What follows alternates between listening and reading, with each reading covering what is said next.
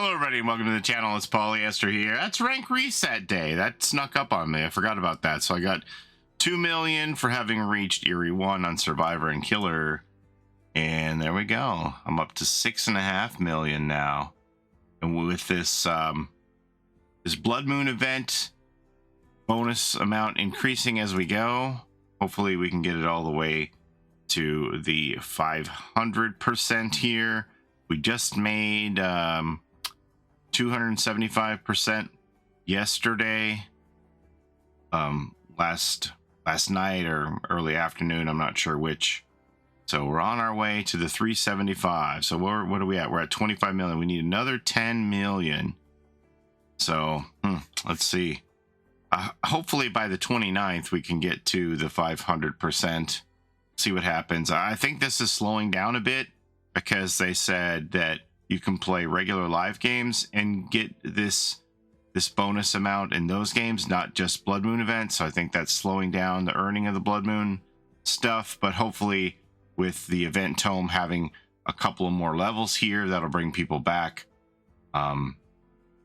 tomorrow and the week after to start gathering some more of those points to get us towards that 50 million.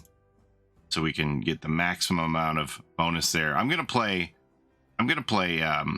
Blood Moon no matter what, just because I want to continue to contribute to the Bloodseeker bar here, win, lose, or draw.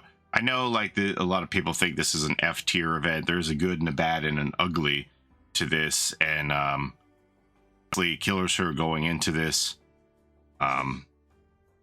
killers who are going into this are at a disadvantage. It's like hard mode because basically 3 pages of the perks either have limited or no effectiveness in this mode because they don't affect the blood gens, of which there are 4 out of the 7. So survivors can pretty easily complete those blood generators. So it makes it more difficult for killer. But I'm just going into it as I don't care about the outcome. I just want to contribute points so that I can maximize our bonus. I am blood point motivated. There is no doubt about that. So I didn't think this lobby had changed, but I was wrong about that. So with each of these milestones here on the Bloodseeker bar, they're changing the lobby. It's a dynamic lobby, and I didn't think that it had changed when we hit the 22.5 million mark here. So there's 2 more stages to go, 2 more changes to come. So we'll see what those are, but I was wrong about that. Let me show you here. So this was on the first milestone. This is what our lobby looked like here. And then on milestone 2, it got a little more pink here. And then milestone 3, which is what we started the day with yesterday, it looked like that. And I didn't think it had changed, but I'm glad I took these screenshots to compare it because I believe indeed it did, because it got even darker here at this newest milestone. See the difference there? It's gotten even darker. So more blood going up in the air from the blood pools, and the darkness are the things here. So you can see like there's one little drip in the blood pool in the foreground there, and then we have a couple of smaller ones, and then it starts to really get going, and now we have this. So a lot more activity in the blood pool and the darkening. I can't imagine what it's going to look like once we get to the maximum of this dynamic lobby changes. Yeah, but one of the things I do love are the animations for these new generators, the way they look, the way they work, the way the survivors interact with them. By the way, it was like almost a full week into the event before I found out that you could stop the leak of a blood generator that had been kicked merely by walking up to it and plugging it. I thought the only way that you could stop it before that was by having a blood can to replenish the amount. I had no idea that you could stop it by hand. But my favorite thing of all are these funny face animations that the survivors make when they're pouring the blood in, because I guess they are turned off at seeing the sight of this much blood here. It's just really funny to me to zoom in on the faces that they make. Some are better than others. There's Bill's here, which isn't too severe. Still got that cigarette though. They have this concerned look on their face. My favorite has to be Nancy's though. Here's Steve. Steve looks quite concerned. this has been my thing, is I'll just like had fun messing around going through the roster of survivors just to see what their faces look like when they're filling this. And the best one of them all has to be Nancy, by the way. Her eyebrows, it's just the best. That's my favorite. I put this up on social media as a short, and the most remarkable thing for me about this is the number of people who came back. Some people said, "What game is this?" And some people said, "What are you doing?" Like, I have obviously some people. I've been doing content for quite a long time, right? I have some people who have been following me for a number of years and have abandoned Dead by Daylight altogether, but they still kind of watch my news videos to see what's going on in DBD. But they had absolutely no idea that there was a Blood Moon event going on or what the mechanics were like. So they're like, "What are you doing with that gas can? What is this? What is this, Dead by Daylight?"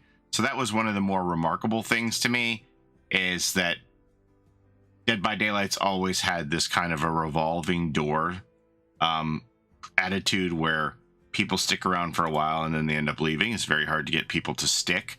So some people just are completely unaware that we've lost those people, and they're unaware that an event is going on and that there are new generators, new mechanics. It was just really remarkable to see the number of people who were surprised at seeing this, something new in Dead by Daylight.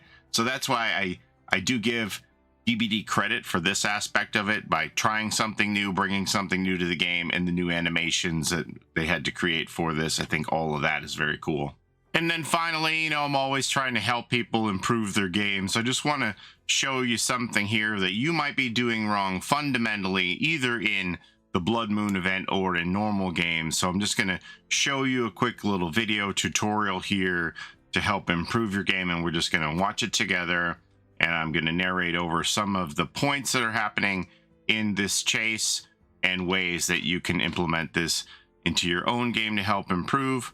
Okay, so we're going to pick it up mid-chase. I'm going to narrate over it and talk about some of the highlights. So we have a group of survivors here mid-chase. Looks like they're certainly injured, most likely in deep wound. I believe this is a legion that's chasing them. You can see that they're definitely in deep wound, and they're just looking for a way out. I don't believe, oh, you can see some aura reading there, up highlighting their auras there from above. I don't believe they have windows of opportunity because they don't really seem like they know where they're going, which it's important to have a plan when you're in chase and what you're going to do here. And so now they've accidentally run into a dead zone, and this is where the most important aspect of surviving in Dead by Daylight comes in. So here we go. Stop the action.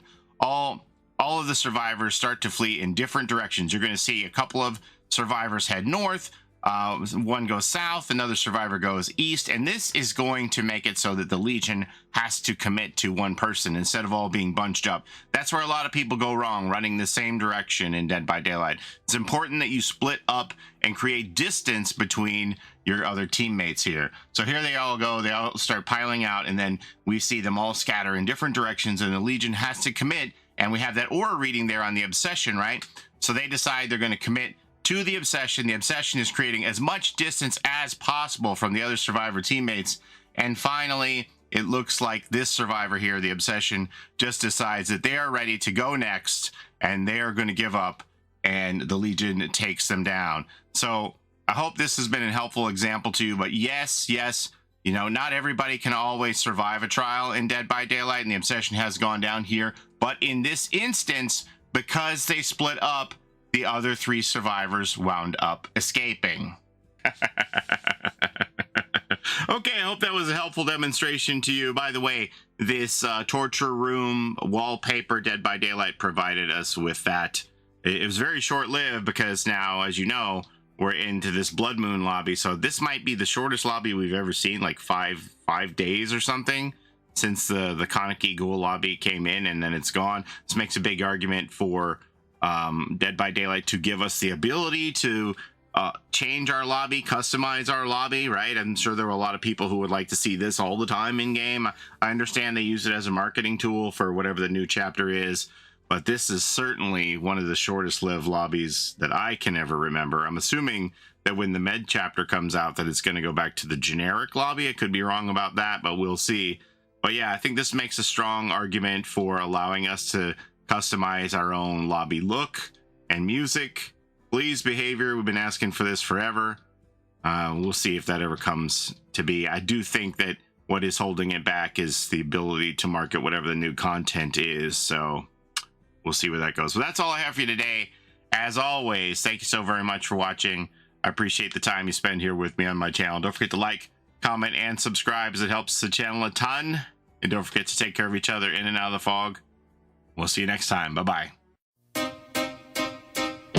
It's a Gen Rush life for us. It's a Gen Rush life for us. Set a hiding, we do gens. Set a randoms, we got friends. It's a Gen Rush life